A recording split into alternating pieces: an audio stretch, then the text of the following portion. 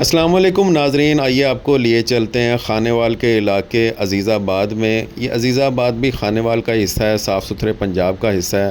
और यहाँ पे गंदे पानी का इतना बड़ा जोहड़ बन चुका है जो कि दलदल की शक्ल इख्तियार कर चुका है। बकरी का बच्चा यहाँ पर जो है आकर फंस गया है और इलाके के लोग इसको कितनी मुश्किल से निकाल रहे हैं।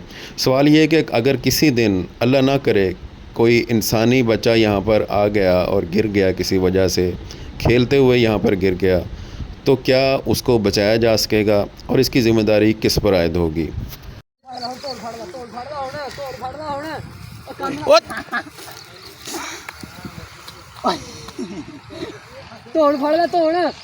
ਚੱਕ ਲੈ ਨੂੰ ਚੱਕ ਲੈ ਕੱਪੜੇ ਤਾਂ ਗੰਦੇ ਕਰ ਲੈ ਪੁੱਤ ਕੱਪੜੇ ਗੰਦੇ ਕਰ ਰਹੇ ਚੱਕ ਲੈ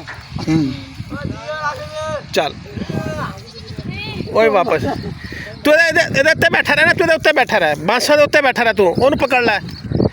ਬਾਂਸਾਂ ਉੱਤੇ ਫੜ ਲੈ, ਬੱਕਰੀ ਤੇ ਫੜ ਲੈ ਹੁਣ। ਓਏ ਪਾਗਲ ਗੰਦਾ ਤੇ ਹੋ ਗਿਆ ਮੈਂ ਯਾਰ ਚੱਲ ਜਾ ਯਾਰ, ਆਪ ਜਾ ਹੁਣ ਆ ਬਸ ਬਹੁਤ ਯਾਰ ਆ ਗਿਆ। ਚੱਲ ਫੜ ਤੂੰ ਚੱਲ ਜਾ ਯਾਰ ਤੂੰ ਗੰਦਾ ਤੇ ਹੋ ਗਿਆ, ਉਹਨੂੰ ਚੱਕ ਉਹਨੂੰ ਰੁਕ ਜਾ ਇੱਕ ਮਿੰਟ, ਬਾਂਸ ਤੂੰ ਤੇ ਬੈਠ। ਬਾਂਸ ਹੋਰ ਅੱਗੇ ਜਾਣ ਦੇ। ਉਹ ਪਲੀਜ਼ ਮੋਟੀ ਛੱਡ ਨਾ ਕਾ ਬੈਨ ਚੱਕ ਉੱਤੇ ਰੱਖ ਲੈ, ਪਿੱਛੇ ਕਰ ਉਹ ਚੱਲ ਜਾ ਹੁਣ ਜਾਣ ਦੇ, ਚੱਕ ਕੇ ਉੱਤੇ ਬੱਕਰੀ ਨਾ ਮਾਰ ਦੇ ਬੰਦੇ। ਇੱਧਰ ਗਾਰੇ ਕਾਕੀ ਚੱਕ ਉੱਤੇ ਇੱਧਰ ਗਾ ਥੋੜਾ ਨਹੀਂ ਚੱਕ ਮਾਰ ਸਾਰੀ ਗਈ ਹੈ ਯਾਰ, ਥੋੜਾ ਜਿਹਾ ਇਹਨੂੰ ਚੱਲ ਮੈਂ ਰੱਖ ਲਿਆ। ਇਧਰ ਆਈ ਕਾਕੇ, ਤੂੰ ਦੇਖੀ ਨਾ ਤੇ ਪੈਰ ਮੈਂ ਇੱਧਰ ਤਵੱਜੋ ਮੇਰੀ ਤੇ ਉਰੇ ਆਈ ਆ ਪਕੜੀ ਉਹ ਮਾਰ ਛੁੱਟੇ ਖੜੀ ਬਸੇ ਜਾ ਬੇਫਿਕਰ ਹੋ ਕੇ ਜਾ, ਚੱਲ ਜਾ ਭੈਣ ਜੋ ਦਾ ਗੰਦੇ ਹੱਥਾਂ।